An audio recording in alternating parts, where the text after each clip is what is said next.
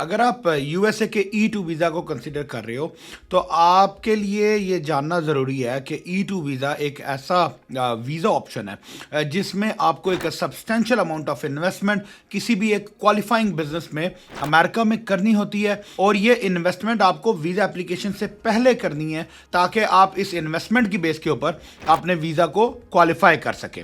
अब चूंकि ये इन्वेस्टमेंट पहले होती है तो इसमें of course as a potential investor आपका रिस्क जो है वो बड़ा हाई होता है और आपका जो सबसे बड़ा चैलेंज है वो ये होता है कि किस तरह का बिजनेस जो है उसमें ये इन्वेस्टमेंट की जाए ताकि आपकी इन्वेस्टमेंट जो है वो सेफ और सिक्योर हो सके और उसके साथ साथ आप वीज़ा की सक्सेस जो है उसको भी इंजॉय कर सको। तो आज इस वीडियो में मैं जिस बिजनेस अपॉर्चुनिटी की बात करने जा रहा हूँ वो बेसिकली कोई एक सिंगल इंडस्ट्री का बिजनेस नहीं है। सो बेसिकली जो कैटेगरी है जो इंडस्ट्री है वो मोबाइल बिजनेस है। Mobile business is not a mobile cell phone device business but it's a mobile businesses, यानी वो ऐसे बिजनेसेस जिनको आप रैंडम लोकेशन इंडिपेंडेंटली ऑपरेट कर सकें, जिनको आप ऑन डिमांड बेसिस के ऊपर जो है वो सर्विस प्रोवाइड कर सकें या अपने प्रोडक्ट सेल कर सकें, या ऐसे बिजनेसेस जो आप लोगों के कस्टमर्स के घर पे जाके उनकी लोकेशंस पे उनके ऑफिस में जाके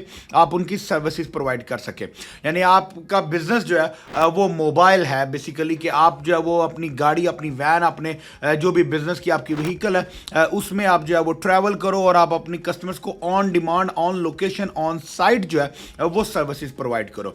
तो कौन से ऐसे बिजनेसेस हैं जिनको आप मोबाइल बिजनेस के तौर पे बना सकते हो और मोबाइल बिजनेस की जो इंडस्ट्री है why it is better than a physical business. So let's explore into this video. Stay tuned. Assalamu alaikum. My name is Rahil Sheikh. I'm a business consultant based in Virginia, USA.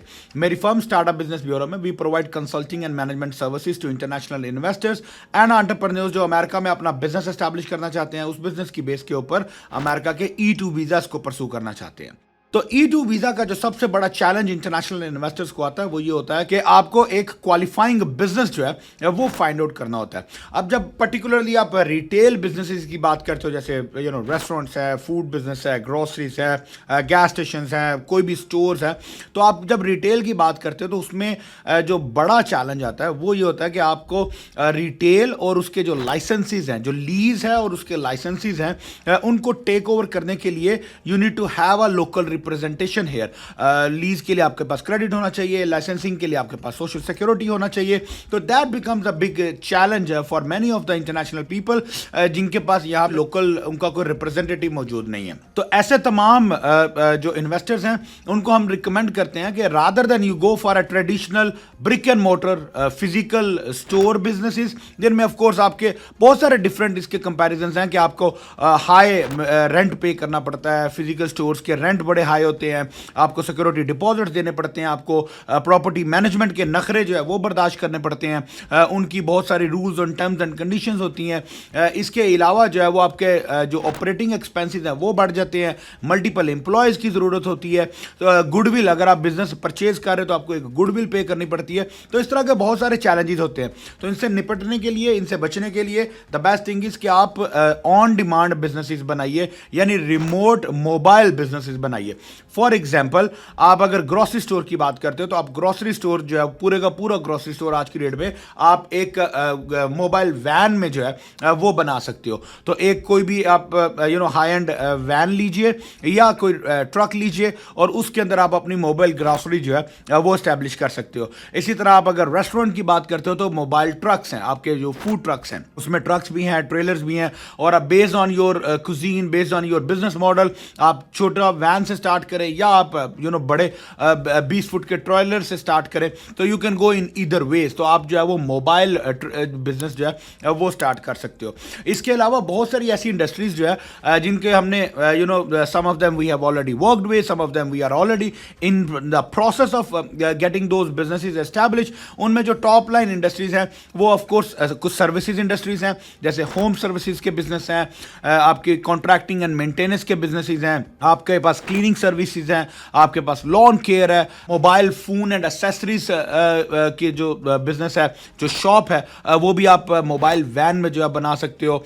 इसके अलावा आप car mechanic के जो business है, वो अगर आपका cars में इंटरेस्ट है, कार मैकेनिक में इंटरेस्ट है, तो आप कार मैकेनिक का बिजनेस जो है वो मोबाइल और ऑन डिमांड बना सकते हो। कार वॉश जो है वो रादर देन कि आप physical brick and motor car wash बनाने जाओ जो कि आपको 3-4-5 लाख या $1 मिलियन पे पड़ेगी, तो आप उससे बेहतर है कि आप जो है वो मोबाइल कार वॉश जो है, steam car wash, mobile car wash वो बनाओ। यानी आपने एक वैन लिया और उसको आपने जो है उसमें अपने सारे इक्विपमेंट्स लोड किए, वेबसाइट्स बनाई और आप जो है वो उसको मार्केट करो and you start getting the clients. अभी तो अमेरिका में आजकल इवन जो सैलून्स हैं वो मोबाइल में आ गए हैं, वेरी लग्जोरियस टाइप के इंटीरियर्स के साथ आप अपना जो है वो मोबाइल सैलून जो है वो एस्टैब्लिश कर लेते हो and then you just start marketing it. इसी तरह रिटेल स्टोर जो जैसे बिन स्टोर्स होते हैं जिसमें ई कॉमर्स के लिक्विडेशन पैलेट्स होते हैं, आप वो लिक्विडेशन प्रोडक्ट्स का जो बिजनेस है वो आप मोबाइल कर सकते हो। टायर शॉप जो है, oil change and tyre shop जो है वो आप मोबाइल बिजनेस बना सकते हो। सो बेसिकली इस तरह की बहुत सारी इंडस्ट्रीज हैं और जो आज की डेट में अमेरिका में ऑलरेडी ट्रांजिशन कर रही हैं from traditional typical retail physical store से online e commerce on demand businesses की तरफ। और इसकी सबसे बड़ा जो बेनिफिट है ना वो आपको ये मिलता है कि इसमें आपको लीज नहीं है। आपने एक वैन लिया, अपने हिसाब से अपने वैन तैयार कीजिए और उस अपने बिजनेस मॉडल के अकॉर्डिंगली आप उसका इंटीरियर बनाएं, उसके फिक्सचर्स करें and you are good to go.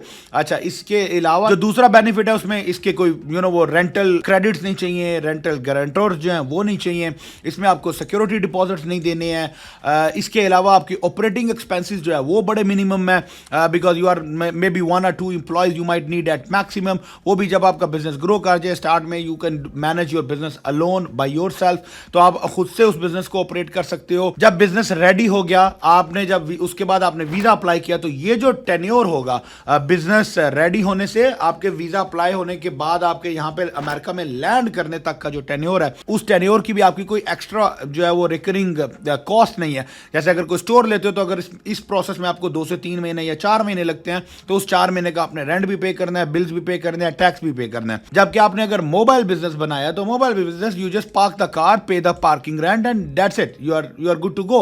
आपकी कोई ऑपरेटिंग कॉस्ट जो है उस पे ऐड ऑन नहीं होती है। So those are some of the big comparisons and some of the industries. इसके अलावा भी बहुत सारे अभी आने वाले टाइम पे बहुत सारे, जैसे सैलून की मैंने बात की, तो salon nobody has ever thought कि सैलून जो है वो मोबाइल बिजनेस बन जाएगा। ठीक है, तो इसी तरह के बहुत सारे ऐसे बिजनेसेस हैं जो आने वाले टाइम पे मजीद ट्रांजिशन कर रहे हैं ऑन डिमांड गिग इकोनॉमी की तरफ या ऑन डिमांड सर्विसेज की तरफ। तो you can come up with the ideas, anything which you can transition from a physical store to a mobile business to an on demand business. That's what where the future lies in America. So I hope this video will help you in understand what kind of businesses can work when it comes to choosing and selecting the right business opportunities for your E2 visas. इसके अलावा आपके कोई further questions हो, कोई concerns हो, तो feel free to reach out to me and my team would be happy to address all of your concerns. Thank you so much. अस्सलाम वालेकुम।